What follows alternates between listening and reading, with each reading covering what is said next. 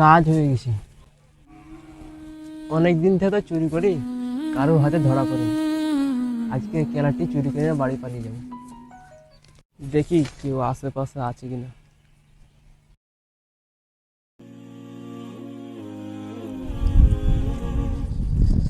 আরে ওটা কে রে? কলা চুরি করা, দাঁড়া দেখাচ্ছি মজা। আচ্ছা আমি তো ভিডিও করে নিয়েছি, দেখাতে হবে সর্দার সাহেবকে বিষয়টা।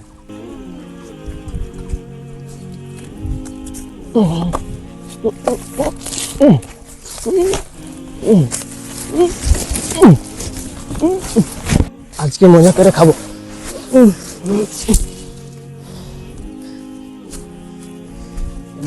ব্যাগে ভরে নি।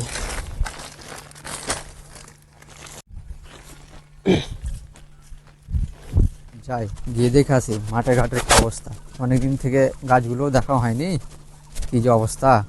আস্তাগফিরুল্লাহ আস্তাগফিরুল্লাহিল্লাযী লা ইলাহা ইল্লা হুয়াল আস্তাগফিরুল্লাহ। আরে এখানে কলা পড়ে আছে, মানে কলাটা এখানে পড়েছিল। আরে আমার কলাটি কই?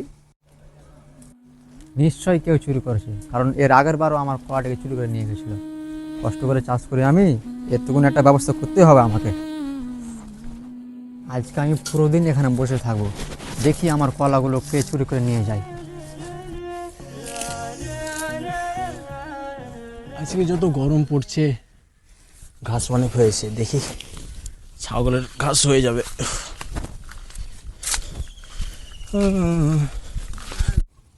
আরে ওটা কে রে? দেখি তো কি আসছে ওটা।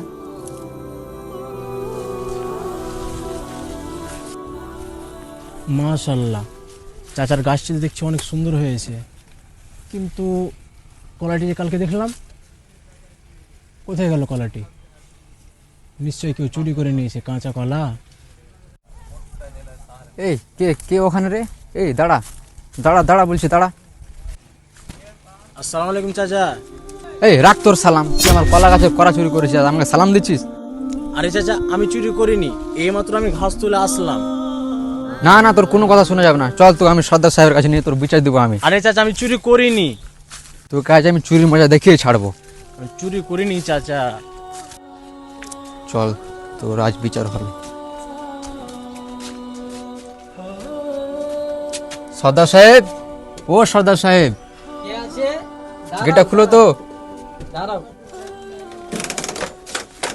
এখানেই দাঁড়াও। কি হয়েছে বলো।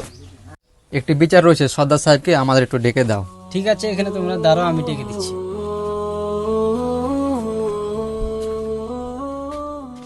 সর্দার সাহেব, একটি বিচার আছে, আপনাকে ডাকছে।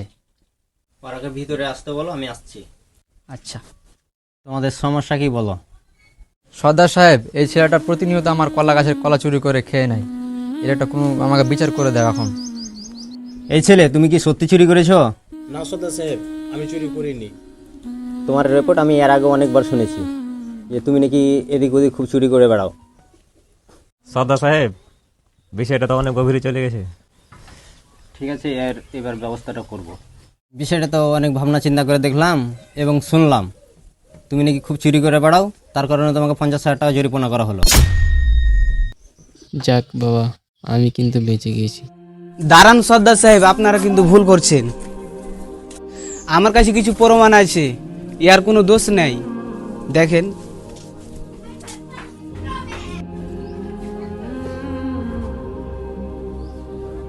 চোর তো এখানে অন্য কেউ দেখা যাচ্ছে। সর্দার সাহেব এই ছেলেটাই ছিল।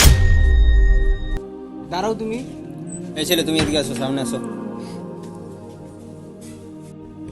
তুমি জানো অজানাতে এই ছেলেটাকে 50,000 টাকা জরিমানা করা হলো ওই চুরি করার কারণে। আর তুমি ওই চুরিটা তুমি করেছো। একে যে জরিমানাটা করা হয়েছে সে জরিমানাটা তোমাকে করা হলো। সর্দার সাহেব, এটা আমাদের অনেক বড় অন্যায় হচ্ছে, কারণ আমরা সত্যটাকে চাপা দিয়ে মিথ্যাটাকে আমরা প্রকাশ করছি। আল্লাহ তাআলা কোরআনে বলেছেন, সত্যকে মিথ্যার সাথে মিশ্রিত করিও না। এবং জেনে শুনে সত্য গোপন করিও না। আল্লাহ যেন আমাদের সকলকে বোঝার তৌফিক দান করে।